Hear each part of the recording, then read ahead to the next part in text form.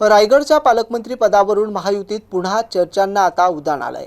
रायगडच्या झेंडावंदनाचा अधिकार भरत गोगावले यांना देण्यात आला असला तरी पालकमंत्री पदाचा अंतिम निर्णय अद्याप झालेला नाही। दरम्यान विधान परिषदेच्या निवडणुकीच्या काळातील मतभेद आता संपले असून पालकमंत्री पदाबाबतचा निर्णय आधीच ठरलेला असल्याचे भरत गोगावले यांनी म्हटलंय। रायगडच्या पालकमंत्री पदावरून महायुतीमध्ये पुन्हा एकदा उत्सुकता वाढली आहे। झेंडावंदनासाठी भरत गोगावले यांना अधिकार देण्यात आलाय, मात्र पालकमंत्री पदाचा अंतिम आदेश अद्याप निघालेला नाही। याबाबत भरत गोगावले यांनी थेट भाष्य करत नेमका अडथळा कुठे आहे याची माहिती शिंदे यांच्याशी चर्चा केल्यानंतरच देणार असल्याचं स्पष्ट केलंय। विधान परिषदेच्या निवडणुकीच्या काळात आपल्यातील मला का तुला, तुला का मला हा विषय संपला असून आपल्याला पालकमंत्रीपद देण्याचं ठरवलं असल्याचा दावा गोगावले यांनी केला। तसंच स्वातंत्र्य दिनाच्या कार्यक्रमाला अजून 2 दिवस बाकी असल्यानं त्याआधी निर्णय होण्याची शक्यताही त्यांनी व्यक्त केली आहे। दरम्यान संजय राऊत यांच्या वक्तव्यावरही भरत गोगावले यांनी निशाणा साधलाय।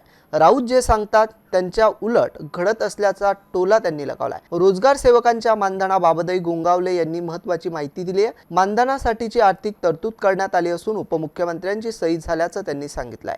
मुख्यमंत्र्यांची सही झाल्यानंतर मंजूर निधी रोजगार सेवकांना वितरित करण्यात येईल असंही त्यांनी स्पष्ट केलंय। त्यामुळे रायगडच्या पालकमंत्री पदाचा अंतिम निर्णय कधी जाहीर होतो आणि भरत गोगावले यांनाच पालकमंत्री पदाची जबाबदारी मिळते का याकडे आता राजकीय वर्तुळाचं सगळ्यांचंच लक्ष लागलंय।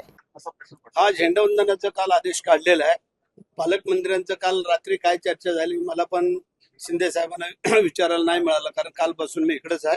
आता हा कार्यक्रम झाल्यानंतर आम्ही विचारणार आहोत नेमकी काय चर्चा झाली आणि कशामुळे थांबलंय। कारण जे काय आमचं दोघांमध्ये थोडंसं मला का तुला, तुला का मला असं होतं, तो विषय संपला विधान परिषदेच्या निवडणुकीच्या काळामध्ये आणि त्याच्यामुळे आम्हाला द्यायचं हे फायनल झालं, ठरलंय। कुठं अडलंय, काय झालंय हे आता मी कार्यक्रम झाले ते काय अजून माहिती नाही। तोडगा निघालाय का नाही निघालाय हे आता मला अजून विचारल्याशिवाय कसं काय कळणार। ते आता तुम्हाला सांगितलं ना, आता मला कार्यक्रम झाल्यानंतर विचारतो नक्की काय अडथळा आहे, कुठं काय आहे, ते कुठल्या देवाची नड आहे काय ते जरा आम्हाला बघू द्या। काय आवश्यक सेल्फी व्हिडिओ टाकला सगळ्या अजून 2 दिवस बाकी आहेत, तर त्याच्यामध्ये मला वाटतं कदाचित निर्णय होऊ पण शकेल। आणि तुम्हाला पुन्हा एकदा सांगतो की जे ठरलेलं आहे ते आता ठरलेलं आहे, त्यामध्ये दुसरी काय अडचण मला तरी वाटत नाही। तरी पण शिंदे साहेबांना विचारून मी बाकीचं संजय राऊत रात्रभर विचार करतात की मीडियाला सकाळी काय सांगायचं, त्याच्यामुळे ते जे सांगतात ते नेमकं उलट सांगतात आणि आतापर्यंत जे बोलत आलेले ते नेमकं उलट घडत आलेलं आहे हे आपण पाहिलंय। कारण त्यावेळेला आम्ही 2022 पासून जे काय त्याचं वक्तव्य आयुक्त आहे ते त्यांच्या सगळ्या विरोधातच चाललेलं आहे आणि आता पण जो काय निकाल आहे तो त्यांच्या विरोधातच केलेला आहे। त्याची सगळी तरतूद पण करून ठेवलेली आहे।